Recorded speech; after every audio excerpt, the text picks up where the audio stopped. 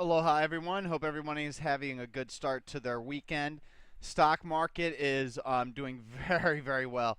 We had quadruple witching on Friday, so volume is extremely skewed. But nonetheless, let's pretend we're on an island. So if we're on an island without any ability to get any information outside of our charts, it would appear that Friday was huge. However, we were only up 0.20%, so it wasn't that great. But the good news is we closed higher than where we opened on the NASDAQ. So despite all that, it's a positive day. And since we don't live on an island where we only have these charts, we do know it was quadruple witching. And I got to be honest with you, what I expected it was for us to close flat or down. So the fact that we closed up, I would have to say, is quite bullish. And then when we go look at the Russell 2000, we can see it was up 0.37%. It's close to triggering another half sell of our remaining hedge, which is like 2% of our account portfolio. I think it's less, to be honest with you. Close above 11, 92.91. Half the hedge comes off, and then we're waiting for a close above the recent highs here, 1208.65. Then the remaining hedge goes off. But the Russell 2000, another seriously solid day. New York Stock Exchange, S&P 500, and the Dow Jones Industrial Average all up also on the day. And something we need to actually be on the lookout for. Remember, it's not bullish when we get green bop in these indexes. It normally means that we're getting a little extended. I mean, you can see the last time we had green bop on the New York Stock Exchange, look what happened. You just don't rarely get this balance of power buying in the index, and we pulled back. So now that we're getting green again, remember we got green up here, went sideways, now we're green again. So we're a little probably not going to be able to make much headway over the short term, which is why despite all of the pocket pivot point signals and signals today, we have to be careful. And let me tell you something, today was good.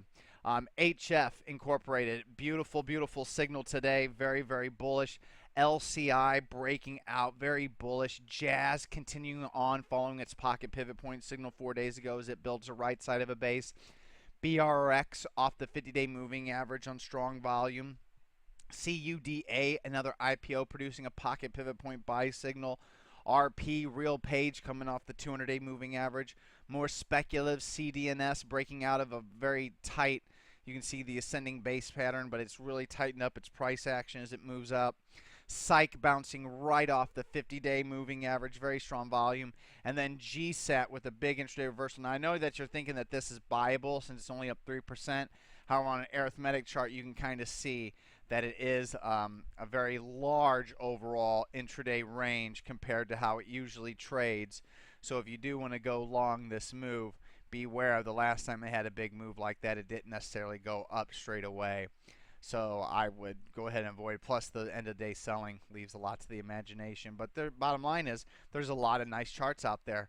Celgene continued on with its gains. ILMN is starting to attempt to break out of its handle. Biogen produced another pocket pivot point signal. Alexion Pharmaceuticals came right off the 50-day moving average. Stocks like KS broke out on huge volume. So overall, a lot of positive moves. But before I go to what I'm going to get long, I want to show you first what I'm selling. We do have 3 sell signals. EXL, disgusting gap down, beautiful intraday rally, but at the end it couldn't hold those highs, and it came off 10 cents off the highs. Shows me that there's still more weakness to possibly come. So instead of a 25% sell here, it is a 50% sell. Despite the intraday reversal, volume is just too huge. There's just too many good stocks. Gotta move on. Also, Maxwell, kind of the fear that I thought might happen did happen. We lost a lot of our gains because it refused to give any early sell signals. Started to sell off yesterday. Maxwell closed below the 20-day moving average, 10-day and 5-day moving average with red bop. That's the first time that it's done that. It appeared that it was basing the day before. It's following through on Friday on a little volume surge, even though it's below average. Red bop increase, and as you can see, the TSV and MACD is really rolling over and getting ugly. So I know that we still have a gain, but because it's weak and we have so many good stocks, Maxwell is also a 50% sell. And then BPTH was one of our hot new recent longs. Looked really, really good after our long signal day. I mean, it's coming right off. Zoom 3 is the best. You can see super tight trading, then another volume surge 2 days in a row, and then boom, another real breakout on real strong volume, 3-day chart. Very, very bullish, but very, very strong move. Um, with it starting off the way it did, it should have continued to act like this. So this is a very strong. See all the max green bop, see all the accumulation overall. Even though with that intraday reversal, we now know it's really bad. But it looked like we were still getting some accumulation. Still have max green bop. Everything looks good with this stock off the low still. And then on Friday, we got a big sell-off, very heavy volume, and we lost max green bop to yellow bop. Now, I know that we're only closing below the 5-day moving average, but because this was a very speculative stock and it's a hot chart, it should not have lost its hotness this fast. Should not have done this. If we would have sold off like this, but still had max green bop, it would still be a sell, but instead of 25%, it might be like 20%. Bottom line is, when you get a hot looking stock, it should not act like that. Like, that's why biofuel isn't doing really a whole lot, but look, it looks good. MVIS still looks good. There's nothing wrong with it. And look at how GWPH has acted since its signal. That's how you want it to act. So on that note, I have very little cash left. I don't even have 1% account capital. That's right, I don't even have 1% left. I have probably about 0.75% left. So I'm splitting it up between two new long signals tonight. They're both speculative. Neither one is great. The first one is going to be DOC, Physicians Realty Trust. It's a REIT stock. I already showed you plenty of REIT stocks that were moving. BRX, for example, or maybe I didn't. I thought I did. But there's plenty of REIT stocks out there if you look. HF and BRX were the two that I showed you, but there were others in here. Anyway, DOC is breaking out of a very short stroke consolidation pattern.